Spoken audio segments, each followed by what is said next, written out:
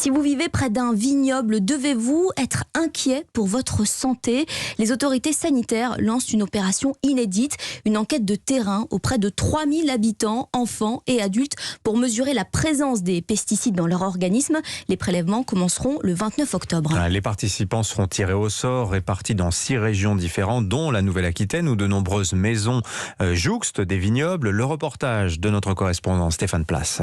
Ici à Léognan, la maison de Laurent se situe à environ 30 mètres des vignes. Mais désormais, quand des épandages sont programmés, les riverains sont prévenus. On est mis au courant par un blog pour connaître les jours d'épandage ou des choses comme ça, oui. On a plutôt tendance à peut-être moins étendre du linge ces jours-là. Et l'orientation du vent également, pour voir si effectivement ça vient plutôt vers nous ou si ça s'éloigne vers la forêt. Josette vit également à proximité du vignoble et elle est favorable à cette étude inédite sur l'impact des pesticides. C'est bien qu'ils préviennent, mais on a toujours ce doute de... Quand on sort, est-ce qu'on n'a quand même pas des retombées? Là, on aura la certitude que peut-être il y aura moins de pesticides, mais j'en suis moins sûr. Avant de traiter ces vignes, Guylain Boutemi alerte systématiquement les riverains. Il n'utilise que des produits bio et de biocontrôle. Et ce vigneron girondin n'est pas du tout opposé à cette étude lancée par Santé publique France. Moi, ça m'intéresse de savoir comment justement évolue ce que l'on envoie dans la vigne et dans l'air. S'il y a un réel impact, qu'on puisse agir en conséquence.